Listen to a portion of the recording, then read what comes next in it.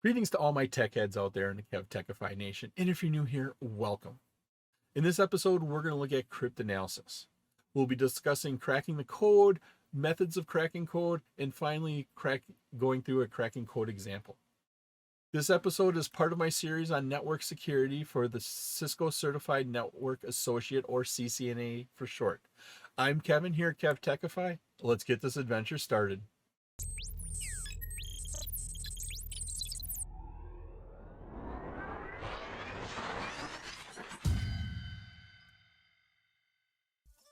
Cryptanalysis is the practice and study of determining the meaning of encrypted information without the access of the shared key. This is also known as code breaking or cracking the code. Throughout history, there have been many instances here of cryptanalysis. The Vigenère cipher here, it had been absolutely secure until it was broken in the 19th century by an English cryptographer, Charles Babbage.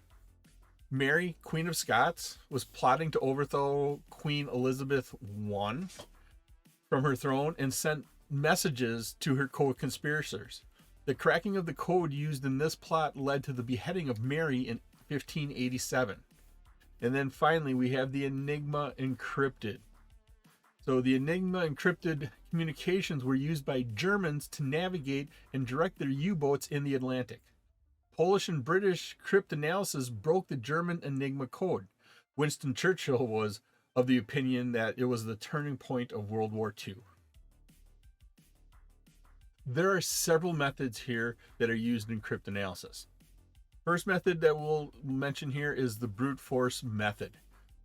This is where the attacker tries every possible key, knowing that eventually one will work. Then we have the ciphertext method. This is where the attacker has the ciphertext, the encrypted text of several encrypted messages, but no knowledge of the underlying plain text. So they have the encrypted message, but they don't know what the message looks like. Then we have the known plaintext method. Here in the known plaintext method, the attacker has access to the ciphertext of several messages and knows something about the plaintext underlying that ciphertext. So they have several encrypted messages and they know something about what the unencrypted message looks like. So that way they can use that to break the encryption. Next method is the chosen plaintext method.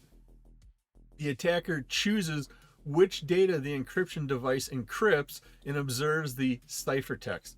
So the attacker can say, okay, encrypt this data, and then they can see what that encrypted text looks like. Next one, we have the chosen ciphertext. This is where the attacker can choose different ciphertext to be decrypted and has access to that decrypted plain text. So he has several encrypted messages. He can choose which one can be decrypted, and then he has access to that unencrypted message. And then finally, we have the meet in the middle method. This is where the attacker knows a portion of the plain text and the corresponding part of that ciphertext. So he knows two parts of that message that correspond to each other. He can then go and proceed to try to crack that code. One approach to cryptanalysis here is looking at it more scientifically. And we can use the fact that some characters in the English alphabet are used more often than others. If you look at this chart here, you can see that it has all the letters listed out and the percentage of the letters that are used in the English language. The highest percentage by far is E. That's up here at about 13%. What that's saying is all letters, out of all letters being used in English communication, E is used 13% of the time. Then T is followed here at about 9%. And so if you see these letters that are being used more often, they appear more often in your encrypted message, you could maybe make a guess that it could be an E or a T.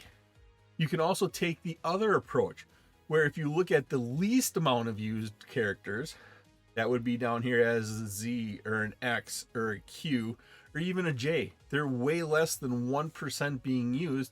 And so that may give an attacker a clue on what letters equal to what value when you encrypt and decrypt messages.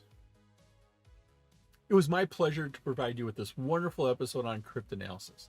If you like this episode and got value out of it, and depending upon what platform you're using, please click that like button, give a 5-star rating, leave a comment. This all helps me bring you more great content. Please take a minute to subscribe to my channel. All my socials and contact information are on my website, KevTechify.com. There you can find out how to get all these episodes in video and podcast form. In the upper right is my playlist for my series on network security for the CCNA. In the bottom right is one of my favorite videos that I picked out just for you. Thank you so much for watching this episode of my series on network security for the CCNA. Once again, I'm Kevin. This here is KevTechify. I'll see you next time for another great adventure.